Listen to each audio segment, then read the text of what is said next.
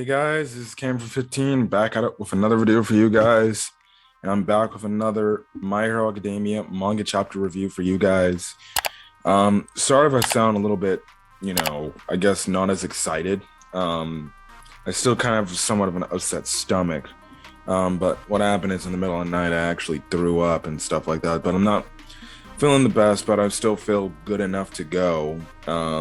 Just from the standpoint that I think I just need to eat some food and I should be fine. But hey, it's one of those things that just comes and goes. But we actually get a really good chapter with very huge implications for the future of this story in terms of where the story could be going. Because every time, like I said, like the last arc, every time the heroes do something good or they do something miraculous, something happens on the villain side where All For One just plans something out and he pretty much is ready to just dominate. And my goodness, I don't know what the hell is going to happen now. I don't know where the story's going to go, but this is not good, and it's not good at all. Because right now, with what we saw in this chapter and what's potentially going to be happening to All For One, we could be getting a problem here, a massive problem. So yeah, let's talk about it. Anyways, this is chapter 357 titled Wounded Hero, Burning Bright and True. Anyways, we know the whole thing from the last chapter. Endeavor pretty much going out on a full-out assault on All For One to make sure he is defeated, and he continues his firepower and he continues to do that. Now, this attack that Endeavor is doing is making All For One remind him of the battle when he fought against All Might. Like, it's getting to the point where he's like, oh shit, this guy's giving me trouble as much as All Might did, and stuff like that. Like the fact that I'm reliving this misery all over again. I never believed that this guy would do this. And he goes to make the mention how heroes that are wounded pretty much are the most dangerous, they can be, are the scariest they can get to at that point. And again, you have great visual art of how Endeavor looks and everything, and he just looks like he's just on a rampage to try to beat this guy. So, Hawks helps out when we get a call back to the High and Nomu fight back in season 4, or no, back at the end of season 4, when Hawks and Endeavor teamed up, and Hawks pretty much puts whatever wings he has left, or feathers he has left, onto the back of Endeavor to make him go faster and everything. And the thing is, Endeavor uses a move called Vanishing Jet Burn, which just pretty much is like a fire pillar that strikes down into the ground and everything. Now, most of the other heroes are around and like, whoa, Endeavor's not supposed to be here. I thought he's supposed to be fighting high in the sky and everything. And, they're kind of caught off guard. Now, Hawks is caught off guard because he's like, wait a second, Endeavor, why are you not using Prominence Burn? And pretty much Endeavor's like, now's not the time to use it. You see, I can't use Prominence Burn multiple times. I need to make sure that I know when his defenses are completely down. That's when I can unleash Prominence Burn and pretty much cook this guy like a crispy burnt toast, pretty much. And stuff like that. So yeah, now Hawk's like, oh well, okay, at least you're keeping a cool head. And pretty much Endeavor's like, nah, I'm fighting with pure rage right now. So yeah, anyways, All For One falls down on the ground. Kamui Woods and some other heroes are like, wait, what the hell is he doing here? And then Kamui Woods looks up and he's like, oh wait, we need to get up out of here, heroes. And the other heroes are like, why not? We can just press All For One. And Kamui Woods is like, nah, we need to get out of here, otherwise we're gonna end up getting ourselves killed. And they end up getting forced away. Luckily, some of them escape, luckily. But we see some of the heroes actually get burned by the flames and everything. Because Endeavor came down and he's just smashing things along. So yeah, anyways, Endeavor is breaking through All For One's defenses and everything, and All For One's doing all he can to try to block the firepower that Endeavor is going, but Endeavor is just going crazy. He's like screaming like crazy, and he's just dragging freaking All For One through this forest and everything, and like All For One saying like, these gnats are cracking my mass and now my body won't be able to move, but at least I can use my hand to break them off and anything. But then we see freaking Endeavor pull a Superman pretty much, and ends up doing a heat vision from his eyes. So this is like the first time we've actually seen him do heat vision from his eyes. So we don't even know freaking. I guess you could say if Dabi or Todoroki, he could have did do this. Todoroki would be very interesting because one side of him could probably fight. One side of him is like pretty much like Bizarro. If you ever watch Superman, or hell, if you're watching the current show right now, Superman and Lois, they've actually introduced Bizarro, which is the opposite of Superman. Pretty much everything Superman does in the main thing, Bizarro Superman does in the opposite. So like heat vision, he has pretty much a ice vision, which cools things down and stuff like that. You know, it's freaking crazy and everything. So this is the first time we've ever seen this. I think it's nice to bring this out, and it goes to show you that Endeavor's doing whatever he can and stuff like that. Now, Endeavor goes on to make the mention like those hands of yours ruins those people's future. You don't know a thing or two about that. Now, All For One's like, oh please, like you know a thing or two about that, and Endeavor's like, you're right. My mistakes took form as Toya leading so many stolen futures. The past never dies. Rage, resentment, and even penance are wound together towards the future. And the future is a path for the young, a path with so many branching choices.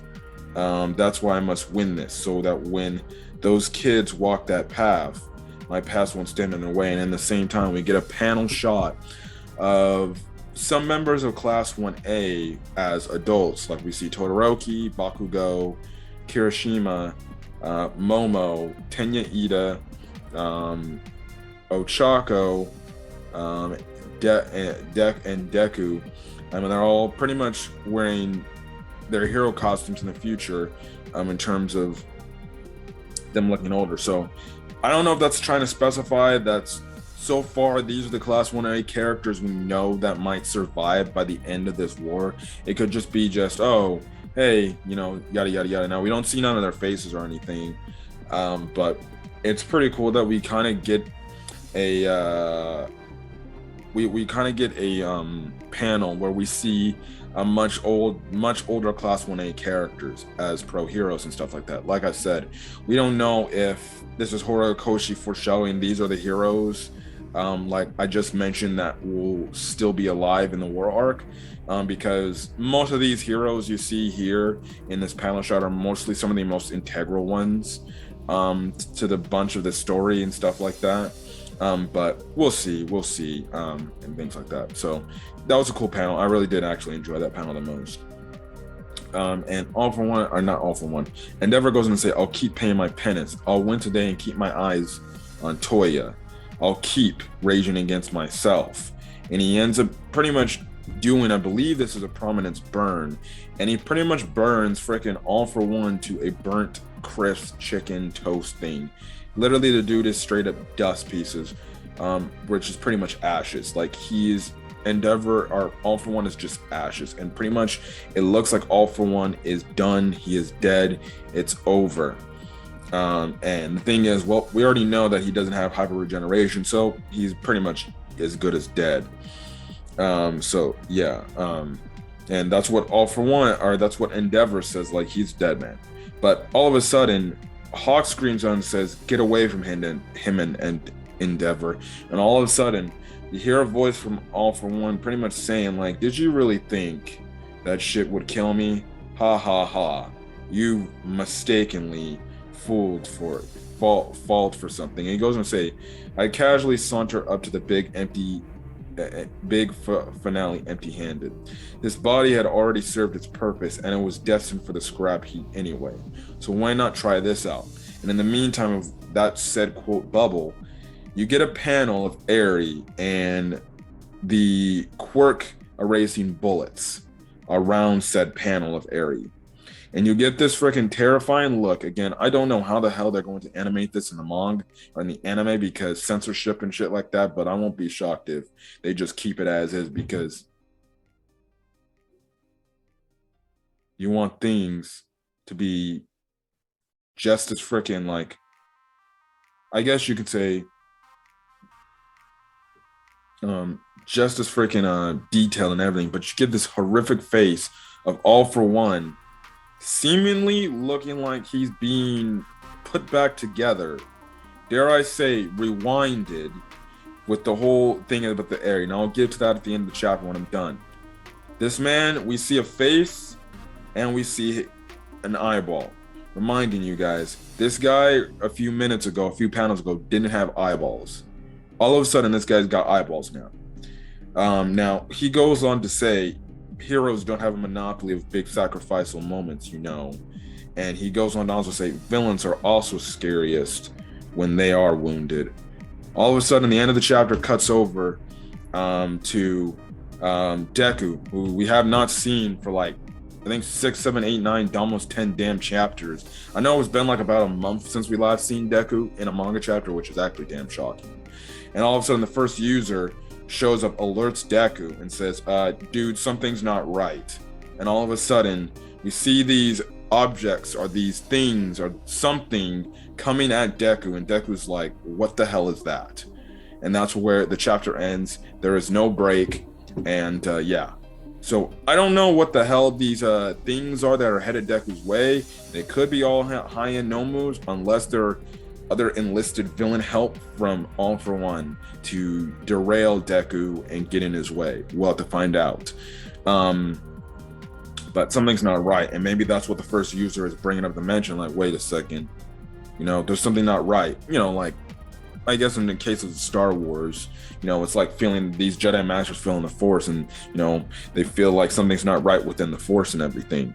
But in terms of All For One, seemingly enough, it seems like this guy somehow got a hold of when he got a hold of the quirk erasing bullets.